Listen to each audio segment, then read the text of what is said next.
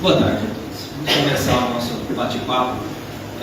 Claro, como sempre, agradecendo o convite, né, agradecendo a casa, aí, esse espaço maravilhoso para a gente poder estar explanando com vocês, estudando junto com vocês, aí, tentando conhecer cada vez mais um pouquinho do mundo espiritual e de como é que o mundo espiritual se conecta com o nosso mundo físico, como é que as nossas ações aqui interferem do lado de lá ou interferem de qualquer maneira na continuidade da nossa história, da nossa vivência, né?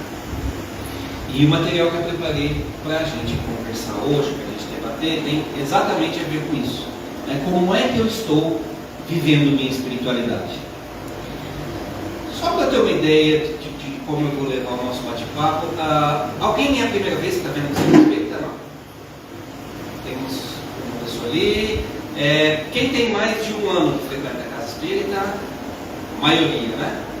Maioria, restante, imagino que tenha menos de um ano ou que não queira brincar, está tudo bem, não é obrigatório, tá? Bom, para quem tem menos de um ano ou a primeira vez aí, nós vamos falar rapidamente que uma das bases da doutrina espírita é que a vida continua, né? A morte em si, a morte não existe para o espírito, né? O que nós conhecemos como morte é quando nós deixamos esse nosso corpo e retornamos à pátria espiritual, retornamos ao mundo real, né? Onde de fato as coisas acontecem e do que a gente se programa. Então, se nós entendemos que o que nós estamos passando nessa nossa vida ela é transitória, né? E que existe uma conexão entre o nosso corpo físico, entre o que nós fazemos e a espiritualidade, a questão vem a ser como é que nós estamos vivendo essa espiritualidade no nosso dia a dia, né? Porque no primeiro momento a gente pode falar assim: não, eu vou uma vez por semana ao centro, chego lá, eu ouço a palestra, eu leio uma página, de repente passo por uma consulta e ponto. E nós, que temos aqui um pouquinho mais, né, de um ano, já entendemos que, na verdade, esse é o momento onde nós nos reunimos com os nossos irmãos de fé, onde nós fortalecemos aquilo que nós conhecemos, mas não é de fato onde nós vivemos a nossa espiritualidade. A vivência da nossa espiritualidade, ela é no dia a dia, né? Então eu gostaria de começar, de repente, com uma pergunta interna, né? Cada um pudesse meditar e começasse a pensar no seguinte: você está sendo hoje a melhor versão de você que pode ser? Será que o que nós estamos vivendo hoje, a maneira com que nós estamos nos comportando, as pessoas com quem nós estamos relacionando e as marcas que nós estamos deixando nessas pessoas, é o melhor que nós podemos fazer? Será que de repente, em um determinado momento, eu vou olhar e vou falar: poxa, poderia, nesse momento que alguém veio conversar comigo, ter tido mais paciência, ter dado um conselho um pouco melhor, ter tido um pouco de empatia, porque são as coisas que muitas vezes nós precisaríamos se estivéssemos no lugar dessa outra pessoa, né? Tem uma página num livro espírita que ela diz assim: que despertas? Eu não sei se vocês já passaram por isso, mas muitas vezes a gente chega, vamos lá, nós estamos numa rodinha de amigos conversando, chega uma outra pessoa, naturalmente dali a pouco está todo mundo sorrindo, todo mundo feliz, né? Todo mundo falando de alguma coisa bacana, e o contrário também é verdadeiro, né? De repente estamos ali conversando, chega uma pessoa e parece que a gente sente a energia dar aquela caída, assim, né? aquela diminuída, assim, né? Então a pergunta é: o que acontece quando a gente chega, né? O que nós despertamos às vezes nas outras pessoas só com a nossa presença? Será que nós estamos hoje sendo a melhor versão que nós podemos ser? Porque para a gente pegar por base disso, a primeira pergunta que nós temos que fazer para nós mesmos é assim: por que nós nascemos? Para que nós nascemos? Nós nascemos para sofrer? E tem muita gente que tem isso em mente, né? A gente nasceu para sofrer. Então, quanto mais eu sofro, mais a minha vida está correta aos olhos, né, da espiritualidade. Eu vim aqui, tem muita gente que ouve isso em centro espírita, né? Nós estamos em um mundo de provas e expiações. Então, naturalmente, nós estamos aqui para sofrer. Se eu estou no mundo de provas e expiações e eu não estou sofrendo, eu estou fazendo alguma coisa errada, né? Então a pessoa ela precisa sofrer, ela precisa falar que a vida dela está difícil, ela precisa falar que está tendo. Será que é isso que nós viemos fazer aqui? Ou não? Né? Conforme a gente vai estudando, a gente vai trabalhando, a gente vai entendendo que não é esse o objetivo da espiritualidade. E no mundo de provas e expiações, nós temos uma oportunidade extremamente valiosa para vivermos situações de prova. O que é uma prova? É quando eu estou diante de uma situação e eu preciso ter uma determinada atitude. Não tem que ser dolorido isso, não tem que ser penoso, não tem que ser sofrido, né? E uma expiação? Expiação é algo que de repente eu causei em uma pessoa e de repente eu preciso passar por aquilo para que minha alma seja livre daquele pesar. E naturalmente, de novo, não precisa ser sofrido. Aliás, na realidade, quanto mais sofrido for, significa que menos eu aprendi, né? Então, naturalmente, nós não viemos aqui para sofrer. Nós viemos aqui para descobrir Deus dentro de nós e para crescermos espiritualmente. Basicamente é isso, né? Esse é o nosso objetivo. Então, se eu olhar para mim há 10 anos atrás, né, e começar a pensar, será que as coisas que me afligiam há 10 anos atrás são as mesmas coisas que me afligem hoje, que me preocupam hoje? Eu sofro hoje pelas mesmas coisas que eu sofria 10 anos atrás? Se a resposta for sim, a gente precisa se preocupar. Significa que em 10 anos nós vamos aprender com muita coisa. Mas a partir do momento que eu olho, eu falo, não, 10 anos atrás eu me preocupava com coisas que hoje eu já levo mais de boa, situações que eventualmente se acontecerem na minha vida eu já não vou me preocupar tanto. Significa que ao longo do tempo, espiritualmente, nós estamos crescendo, correto? Estamos aí adquirindo lições e aprendendo a lidar conosco mesmo. Não é aprendendo a lidar com o mundo espiritual, não é aprendendo a lidar com o outro, mas aprendendo a lidar com o nosso ego, aprendendo a lidar com aquilo que existe dentro do nosso coração. Então, a caminhada espiritual, ela não acontece do dia para a noite.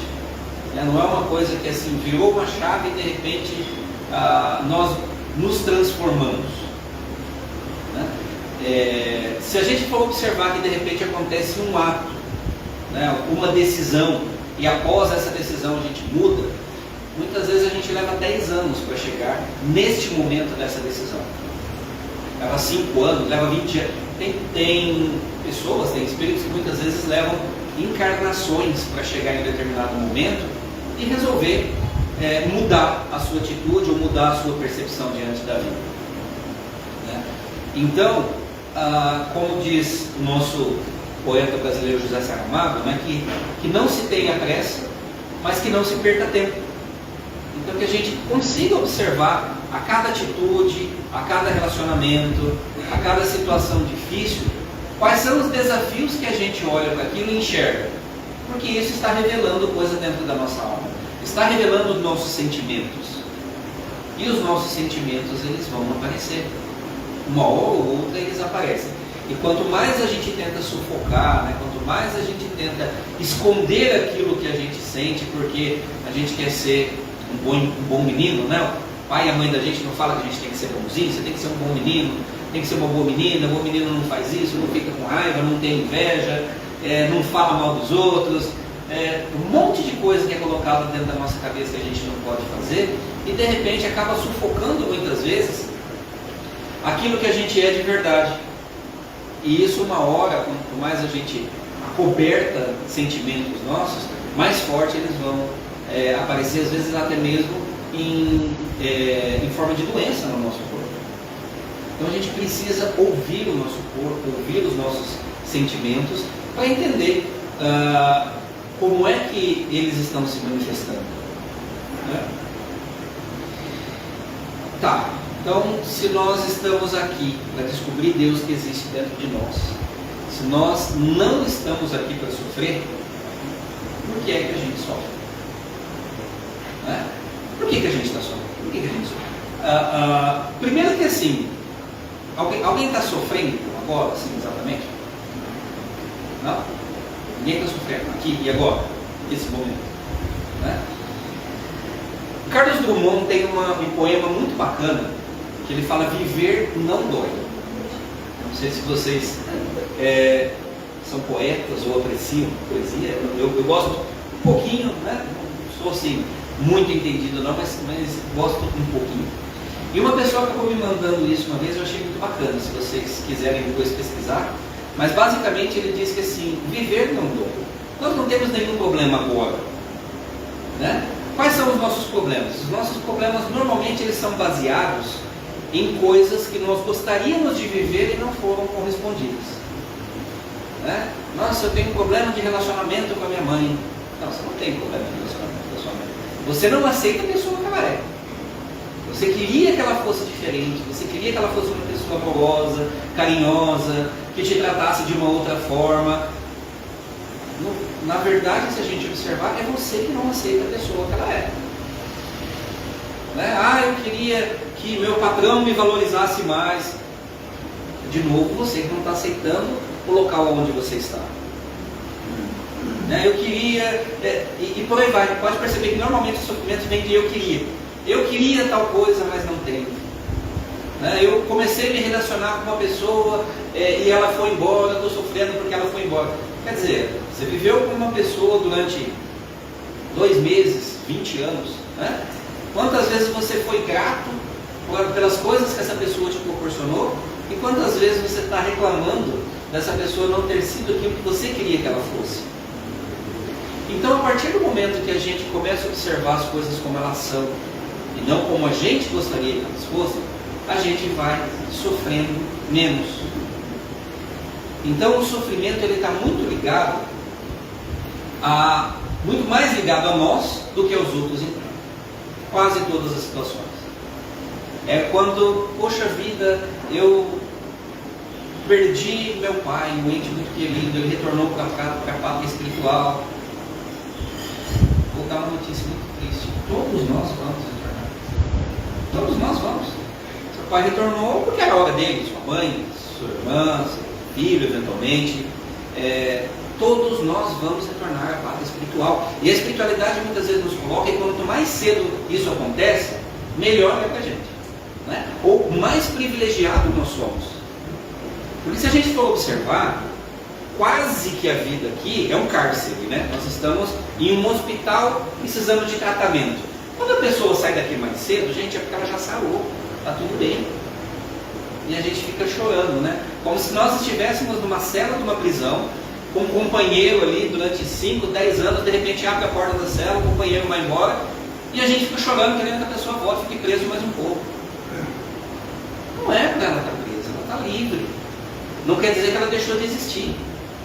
Né? Ela apenas foi liberta antes de nós.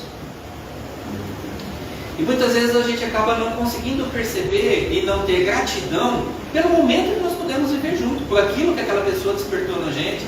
Essa pessoa muitas vezes fez com que a gente fosse melhor. Aí a pessoa vai embora e a gente fica pior do que era antes dela entrar na nossa vida. Poxa, será que essa pessoa fez bem pra gente? Então talvez continuar sendo uma boa pessoa seja uma maneira de honrar esse parente, essa pessoa querida que acabou indo embora. Normalmente nós não vamos ficar felizes, né, quando a gente perde um ente querido. É natural que a gente sinta saudades, que a gente sinta porque nós vamos continuar a jornada por um longo espaço de tempo sem a presença física dessa pessoa. Mas muitas vezes a gente acaba não aceitando isso e a gente acaba se revoltando com Deus. Né? A pessoa não podia ter ido embora, onde já se viu? A gente quer saber mais do que Deus. Né? A gente mal conhece ali alguns anos que a gente pôde viver ao lado dessa pessoa E a gente já fala, nossa, tão bom, não podia ter ido. A gente não sabe quem essa pessoa era, não sabe qual era a missão dela, as coisas pelas quais ela tinha que passar. E muitas vezes, já nos disse a espiritualidade, que a pessoa é retirada antes dela enfrentar uma prova que ela não estava pronta ainda. Então, muitas vezes, se ela tivesse ficado, teria sido muito ruim para ela. Porque ela ia encarar uma situação, uma prova que talvez ela não tivesse pronta e poderia colocar a perder toda a existência dela aqui. Então, mais uma vez, viver não dói. A partir do momento que a gente aprende a ser grato por tudo aquilo que a gente tem e não ficar olhando aquilo que nós gostaríamos que fosse, sendo que a gente mal entende a nossa existência, né? Quanto mais todo o ciclo que compõe aí esse universo que nós vivemos. Isso tudo faz parte, né? A partir do momento que nós estamos chegando perto desse nível de maturidade, nós começamos a ser uma melhor versão do que nós somos. Porque a partir do momento que a gente briga menos com Deus, né? Que a gente discute menos, que a gente se revolta menos, a gente vai ter uma serenidade ao enfrentar as nossas dificuldades, que todos nós temos, né? Ao enfrentar os problemas da vida, que muitas vezes outras pessoas acabam não entendendo. Né? As outras pessoas olham e falam, cara, mas o teu mundo está caindo e você está aí tranquilão. Aí a gente vira e fala, cara, meu mundo já caiu tantas vezes, que uma mais ou uma menos está tudo certo, eu sei que depois Deus vai levantar de novo e vamos embora.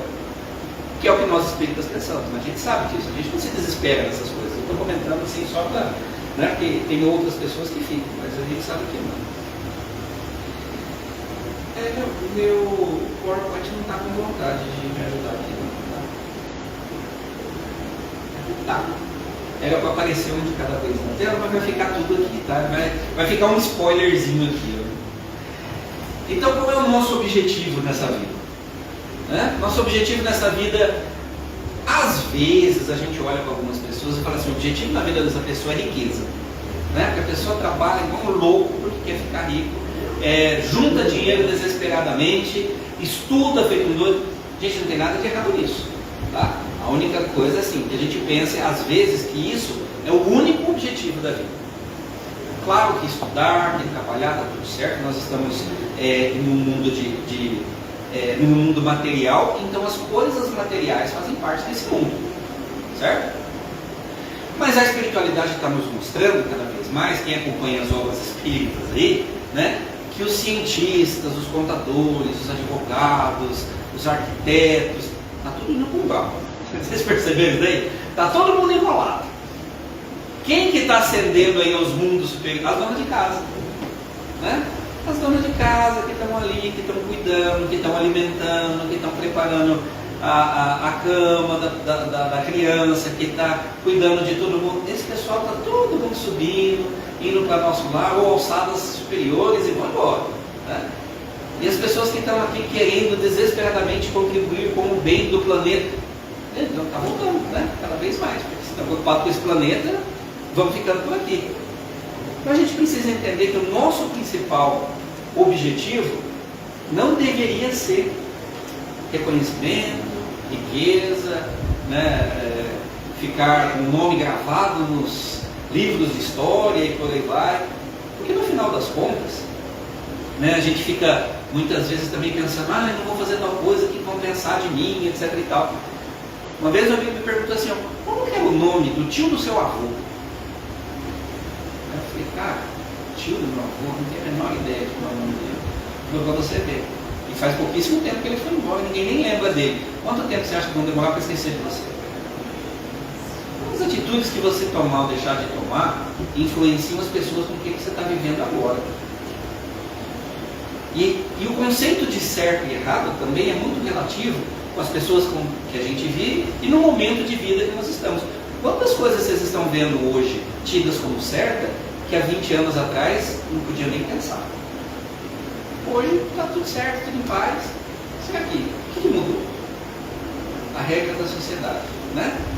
Então, é saudável, né? É considerado saudável aquela pessoa que se adapta a uma sociedade doente? Faz muito sentido.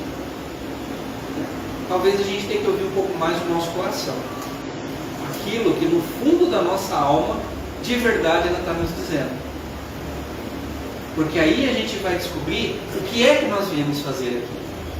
O que de fato é o nosso objetivo. Né? E nós nascemos para sofrer, já falamos que não. Por que a gente sofre então, afinal de contas? A espiritualidade nos mostra que o sofrimento é sempre o último recurso utilizado para nosso despertar. Chega um determinado momento, a espiritualidade fala assim, ó, Alexandre, você tem que aprender uma determinada coisa, está na hora de você aprender isso, ok? Então vamos lá, vou mandar uma situação na tua vida que vai ser super de boa. Sabe, você vai assistir uma palestra, a pessoa vai falar um negócio ali, se você entender isso, cara, vamos embora para a próxima lição e está tudo bem, né? Aí o Alexandre vem, assiste a palestra, durante a semana acontece um negócio no trabalho relacionado àquilo, o Alexandre não lembra da palestra. Ele vai e age de outra forma, completamente diferente.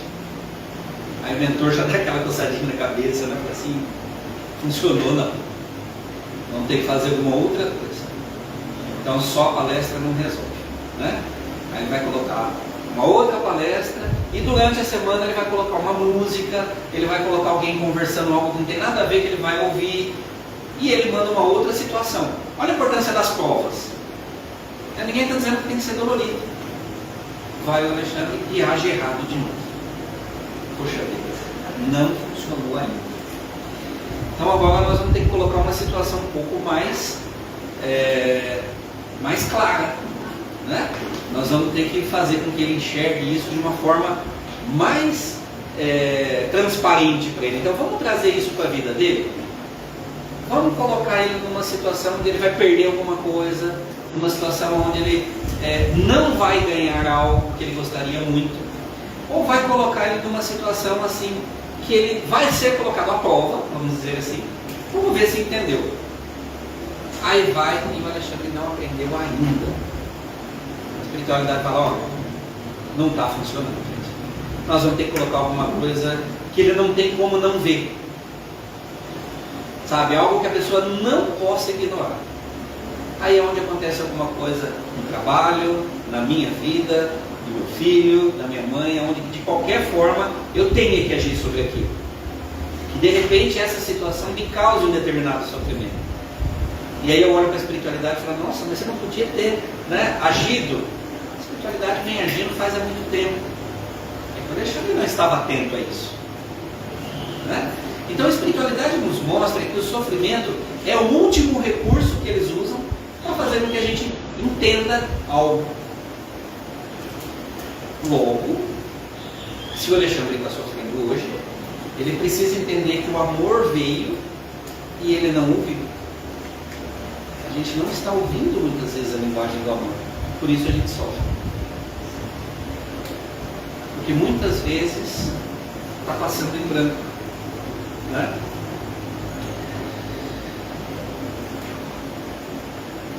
Então está na hora de despertar. Está na hora de fato a gente começar a observar que a nossa vivência espiritual acontece no dia a dia e com todas as pessoas que nós estamos nos relacionando. Que o nosso objetivo é tornar-nos a nossa melhor versão. E aí a pergunta é, nós estamos buscando esse despertar? Né? Nós estamos trabalhando de fato essa transformação? Ou a gente está vivendo, né, como diz o nosso cantor lá, e deixando a vida me levar, vida leva eu, conforme vai acontecendo a gente vai reagindo, reclama um pouquinho hoje, outro pouquinho amanhã, mas vamos embora, né? Vamos tocando. No final das contas a gente acaba não conseguindo aí estar atento a tudo isso. Mas a gente está vindo no centro, a gente está lendo livros espíritas, a gente está entendendo que precisa haver uma transformação. O que falta? O que falta para que a gente faça essa transformação, para que a gente traga essa transformação para a nossa vida, se nós estamos ouvindo que ela é necessária, se o nosso cérebro está entendendo que ela é necessária, se o nosso espírito está entendendo que isso precisa acontecer, mas mesmo assim não acontece. Tem duas asas, uma vez foi falado, que nos levam a Deus, né? A inteligência e a vontade. Se nós estamos tendo inteligência, se nós estamos tendo consciência, se nós entendemos que isso é necessário e não está acontecendo, talvez esteja faltando querer. Né? O professor Marins, quem conhece o professor Marins aqui? Alguém conhece? Não? Vai denunciar a idade, né? Eu gostava muito do professor Marins. Eu assistia ele quando eu tinha uns 16, 17 anos. Ele tinha um programa de televisão, acho que era Motivando para Vencer, alguma coisa assim. Todo domingo à noite, não perdia por nada, adorava. E ele falava assim: o ser humano é o único ser capaz de tomar uma decisão contra aquilo que ele está sentindo. Então, você nunca vai ver um cachorro que ficou 2 dias sem comer, você colocar um bife no prato dele, ele olhar para o bife e falar assim: não, mas existem cachorros sofrendo no Nordeste, eu não vou comer esse bife aqui, porque nós somos todos juntos, nós seremos mais fortes. O cachorro não vai tomar essa decisão, né? Um gato não vai deixar de tomar leite, porque ele sabe que tem colegas dele sofrendo em outro país e por aí vai.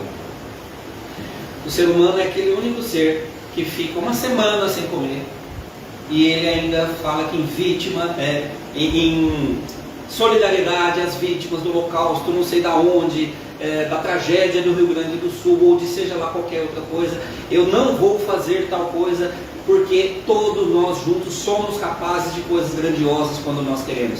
O ser humano, ele é capaz disso, quando ele quer. Então talvez esse momento que nós estejamos vivendo, falta um pouco a gente querer, né? É de novo a história do cachorrinho, né, lá do posto de combustível. Não sei se eu já falei isso aqui, que o cidadão parou para abastecer o carro, aí ele desceu, tinha um cachorro deitado assim perto da bomba, né? E o cachorro estava meio que grunhindo, assim, sabe? Estava choramingando, assim. E aí cada vez que ele mexia um pouquinho, ele chorava mais um pouquinho. Aí o rapaz chegou pro frentista e falou: rapaz, esse cachorro está deitado aqui, ele está machucado, o que está acontecendo? Ele falou: não, é que a gente estava mexendo, consertando o negócio aqui agora há pouco, e caiu um monte de taxinha ali. Esse cachorro pegou e deitou bem em cima onde está essas taxinhas. Então provavelmente já que ele está ali, ele está deitado, conforme ele mexe, espeta nele e dói. Meu Deus, e por que ele está ali, ele está chorando, está doendo? Não, ele está doendo, ele está chorando pra caramba. Por que ele não sai dali? Porque ele não está doendo tanto. Né? Ele gosta dali, ele pega uma sombra que vem em tal lugar, então ele gosta daquele lugar. Quantas vezes na nossa vida a gente está numa situação chata, numa situação desconfortável, né? A gente chega num determinado lugar, a gente não se sente bem-vindo ali, a gente já viu, sei lá, que o relacionamento já deu, que o trabalho não é mais aquele que a gente queria, que o nosso grupo de amigos, mas a gente vai empurrando, porque não está doendo muito, né? Não está sendo muito incômodo, é só um pouquinho, e aí a gente vai empurrando, né? Até porque mudar dá trabalho pra caramba, é muita energia, né? Mudar. Então, pra que mudar? O que eu vou fazer isso? Vamos tocando mais um pouquinho, que daqui a pouco passa, né? Deixa a vida me levar.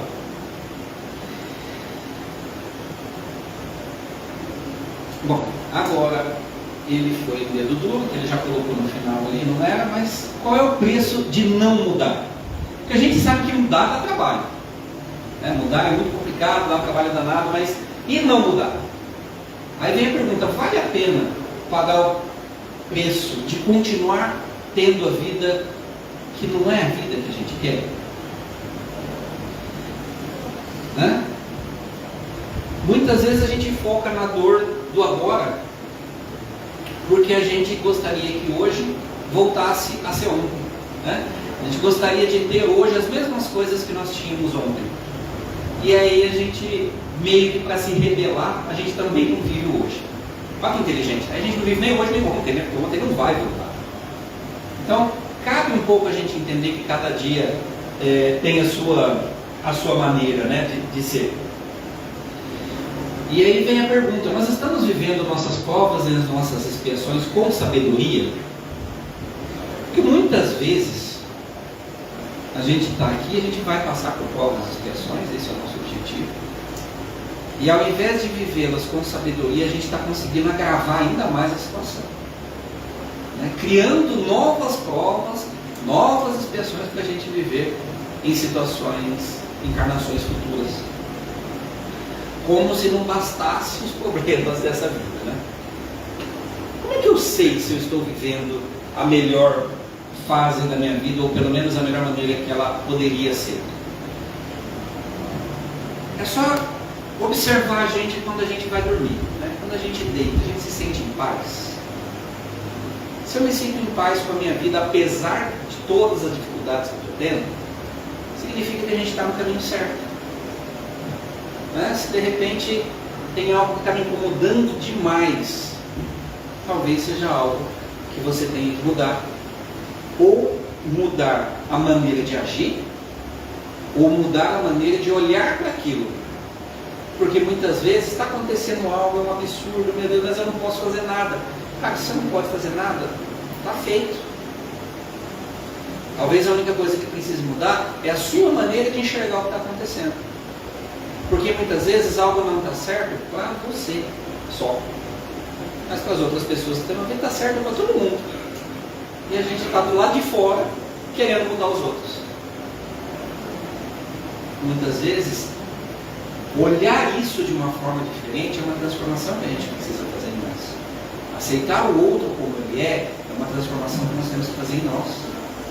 A gente fica querendo mudar o outro, a gente nem tem dificuldade de mudar a gente mesmo,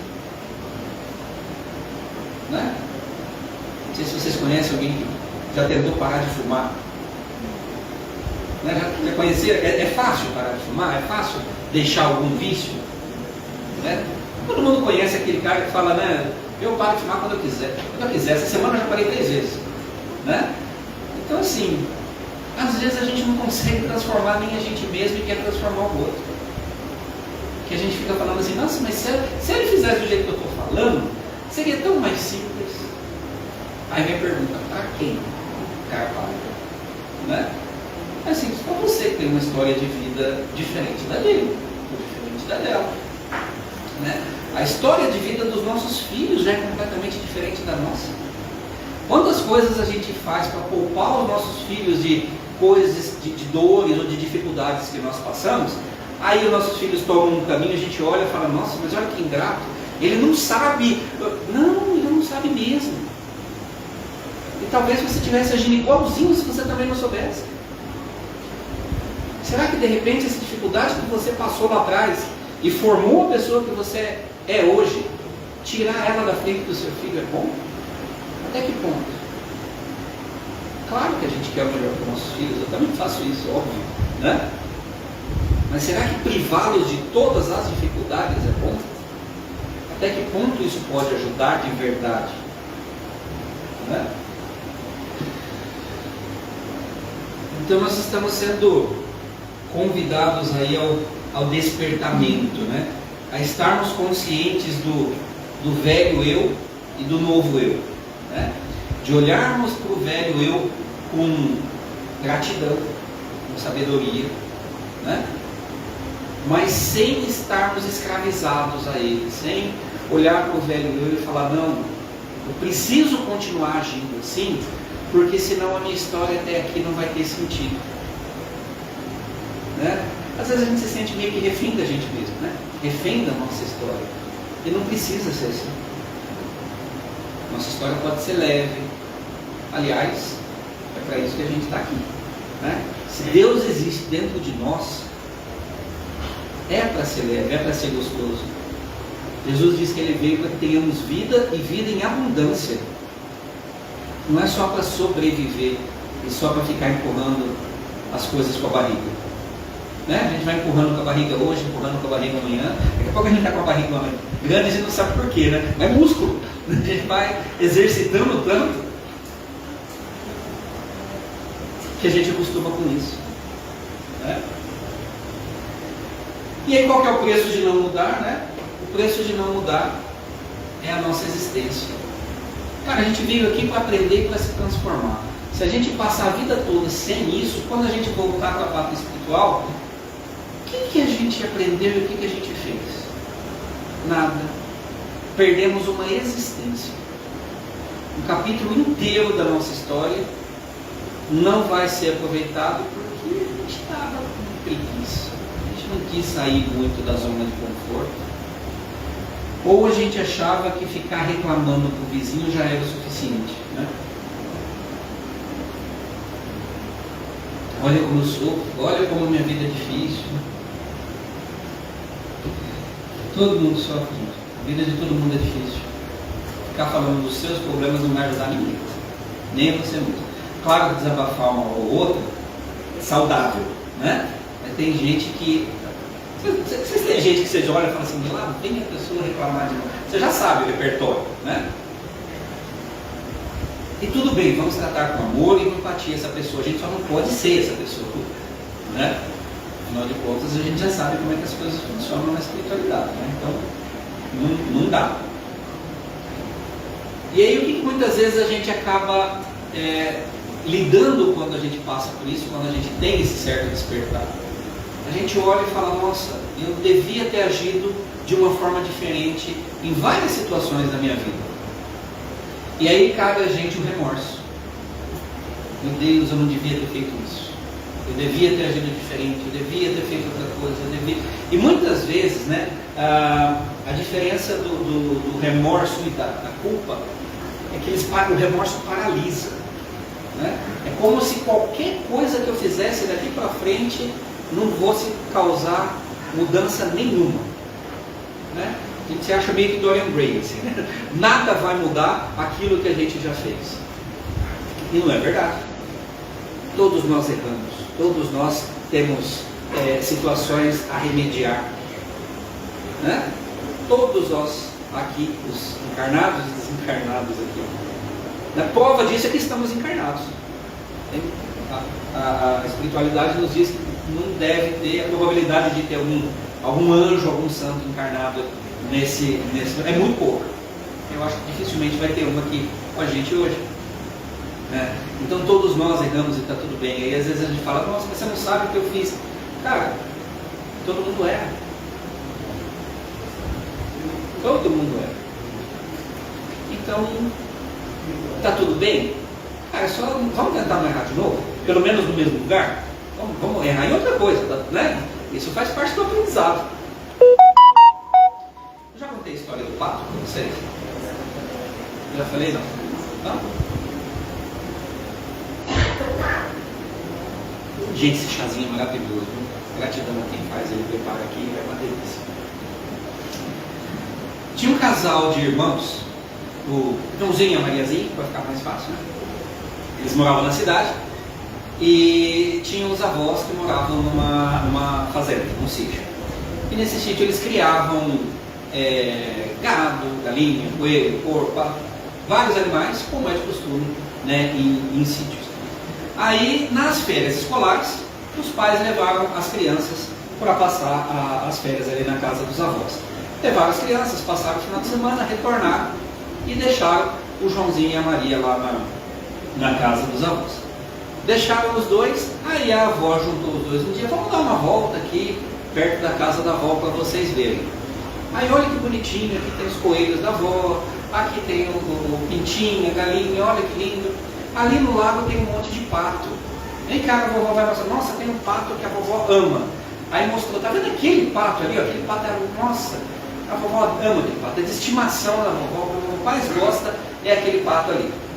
Ele não é lindo? Nossa, que pato bonito, que pato lindo, né, etc e tal. E foi, tal, daqui a pouco, bom, agora a vovó vai limpar a casa e vocês podem ficar brincando por aqui, mas ó, ninguém entra no lago, tá, porque tem lugares aí que ele é fundo, então ninguém entra na represa. Bom, mas pode ficar brincando. Virou as costas, foi lá cuidar da casa. E os dois começaram a correr dali de um lado para o outro e tal. Chegou uma hora que criança é criança, né? Joãozinho resolveu brincar do quê? Pegar pedra e jogar no lago. Mas a primeira pedra que ele pegou, né? Ele conseguiu a primeira que ele pegou, ele mandou no lago e acertou no bendito do pato, né? Acertou no pato de estimação da avó e matou o pato. Matou o pato da avó, primeiro dia de férias, que ele estava sozinho ali. Aí ele virou ali desesperado, falando, meu Deus, e agora? A avó vai brigar comigo, né? Deu um jeito de ir lá, pegou o pato, enterrou o pato para ninguém ver, né? E voltou para casa quietinho, né? Alinhadinho ali. Aí chegou na hora de jantar, não estou com muita fome não, vó, deixa pra lá. Não, come um pouquinho, não estou com vontade de comer. Bom, aí todo mundo terminou de jantar, a avó falou assim, Mariazinha, você ajuda a avó a lavar a louça, né? A Mariazinha falou assim, ô vó, o Josinho falou que queria lavar a louça hoje. Aí ele parou, olhou para ela e falou, eu vou contar do pato. Não vou, eu quero, eu vou, né?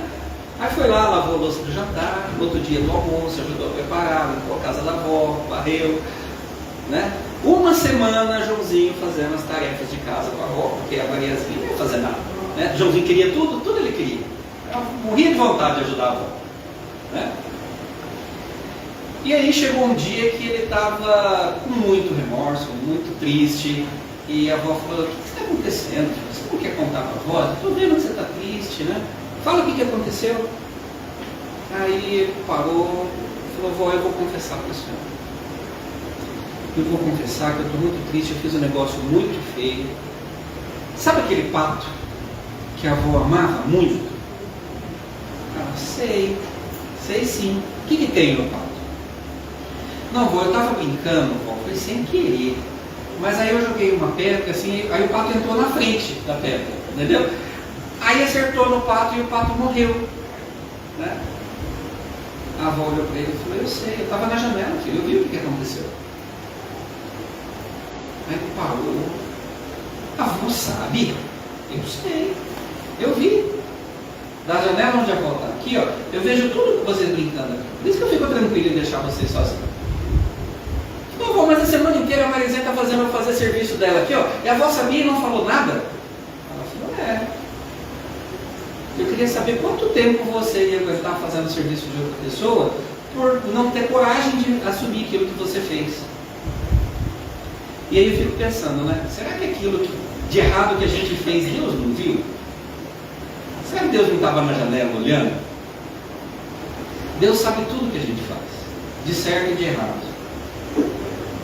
E quantas vezes a gente não se julga merecedor de uma graça, a gente não vive uma vida plena, a gente não se permite fazer coisas grandiosas porque a gente olha e fala, nossa, você não sabe quanta coisa errada eu já fiz na vida. Né? A gente tem vergonha de Deus por ter feito. Cara, Deus sabe tudo que você já fez. Tudo. Então quando você lembrar de alguma coisa errada que você já tenha feito na sua vida, pensa num pato. Né? É o pato que você matou, e Deus sabe muito bem o que você fez, não precisa ter remorso disso, porque primeiro o seu remorso não vai ajudar ninguém, nem a você mesmo. Não nos ajuda, não ajuda aquela pessoa que a gente machucou, que a gente magoou. O que ajuda? Pedir perdão, mudar o nosso comportamento. Poxa, mas eu vou pedir perdão para a pessoa, de repente a pessoa já não está mais aqui. Faz uma oração por ela, faz uma oração pelo anjo que guarda dela, e mude com as outras pessoas com quem você tem relacionamento ainda. Porque é uma forma da gente dizer, não está entre a gente e o outro, né? É entre a gente e Deus. Madre Teresa falava isso. Então quando a gente muda a maneira de lidar com as outras pessoas, a gente muda aquilo que Deus espera, que a gente, né? Que a vida espera de nós, vamos dizer assim. Tá? Então, o que tem que colocar aqui? Que a nossa vida espiritual seja guiada pela renovação acima do remorso. Então, de repente, né, com o despertamento, como nós dissemos que é a hora de despertar, vem o entendimento que a vida é feita de ciclos. E os ciclos, eles se encerram. Né? Qual é o risco da gente não encerrar um ciclo? Não começar a viver outro. Muitas vezes um ciclo é quando o adolescente vira jovem e sai da casa dos pais. É um encerramento de ciclo, tanto para o adolescente quanto para os pais. Quando a pessoa se casa, ela precisa encerrar o ciclo da solteirice dela, senão não vai ter um bom casamento. Quando temos um filho, precisamos encerrar o ciclo de uma vida sem filho para que a gente receba da melhor maneira possível. Muitas vezes os relacionamentos não dão certo, tá? É preciso encerrar aquele relacionamento, sofrer o luto por ele, enterrar ele dentro do nosso coração, para que a gente possa abrir um outro e começar uma outra coisa. O trabalho muitas vezes não dá certo, a gente precisa pedir para sair, ou de repente a gente pede, né, pedem que a gente saia, né? Nos promovem para o mercado de trabalho. E está tudo bem, é importante que esse ciclo seja encerrado e que a gente possa começar outro. Não adianta ficar sofrendo por aquilo, que, poxa, devia ter sido diferente, a pessoa devia ter agido de outra forma comigo. Até pode ser que devia, mas não agiu. Por quanto tempo a gente vai ficar sofrendo por causa disso? Né?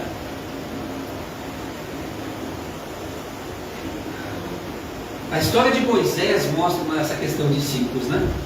Moisés passou 40 anos vivendo, achando que ele não era ninguém. De repente, Deus chama ele.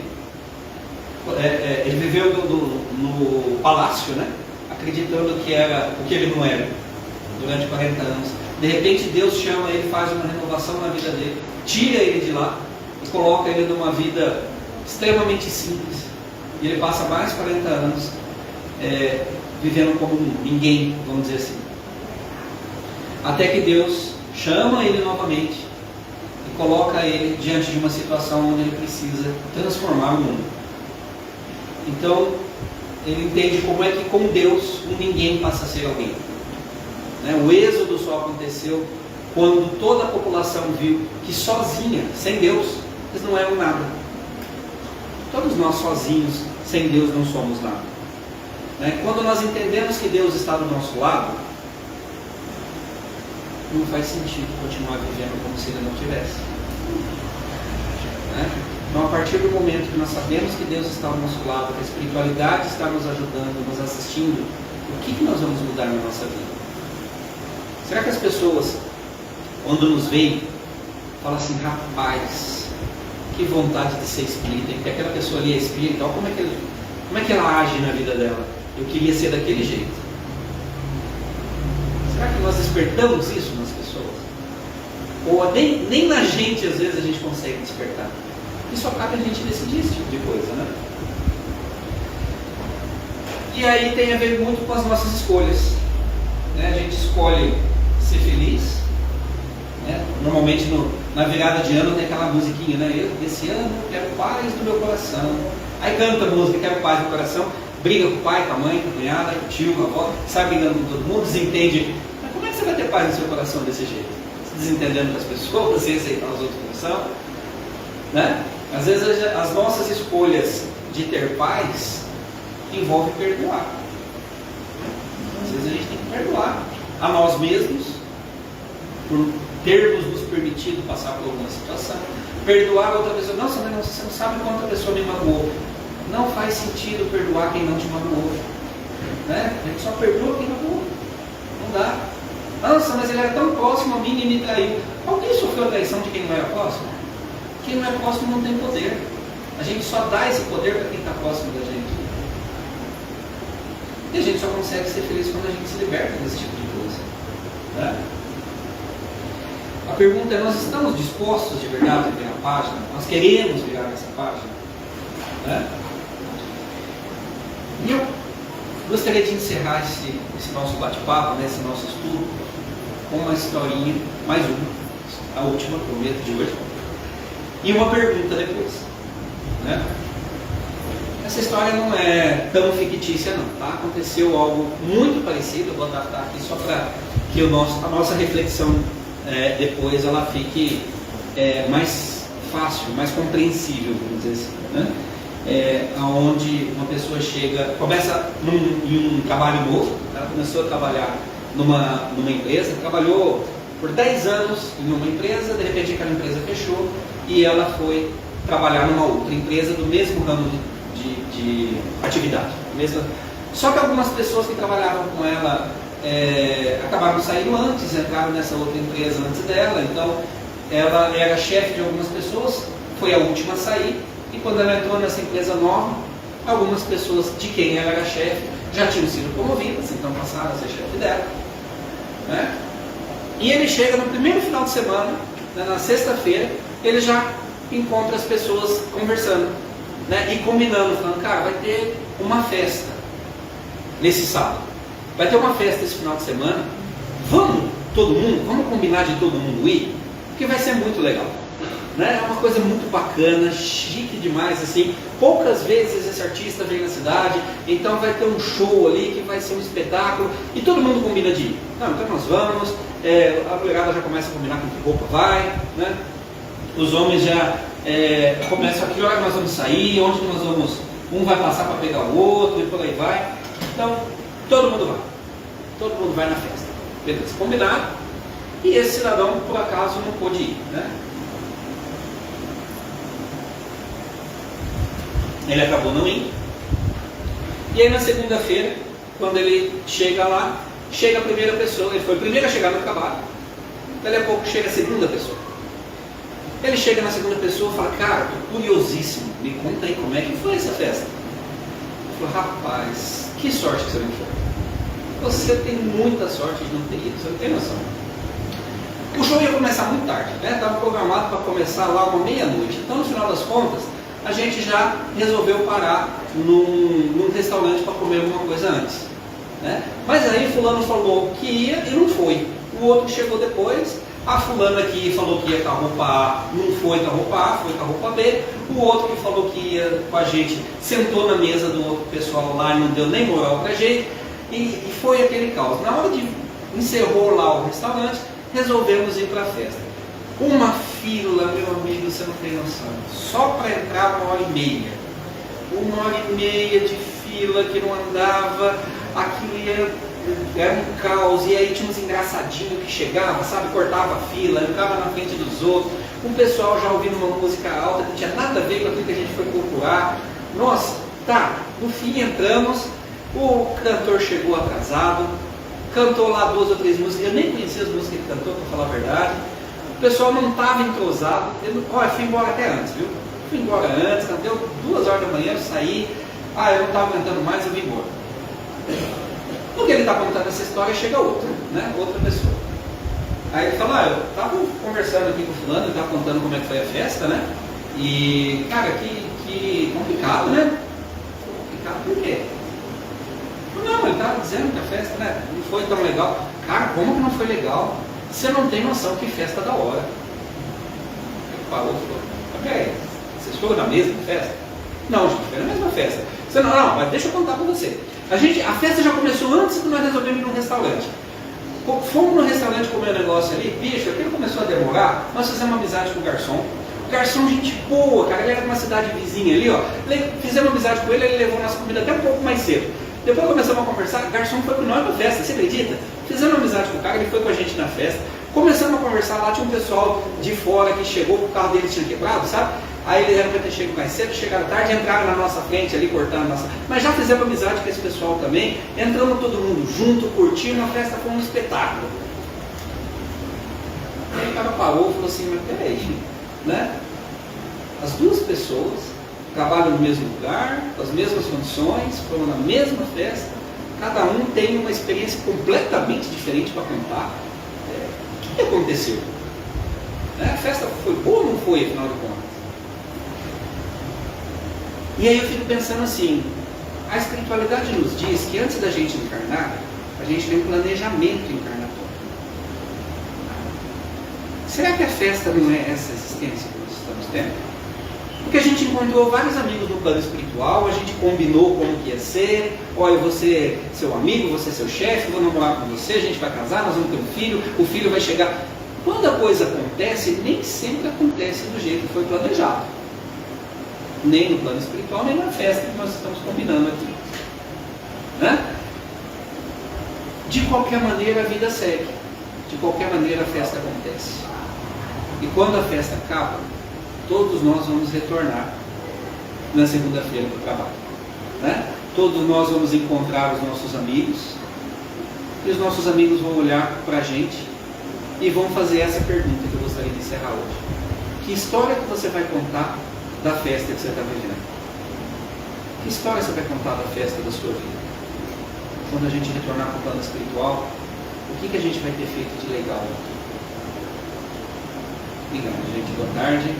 Que a espiritualidade nos guie para que seja uma ótima festa.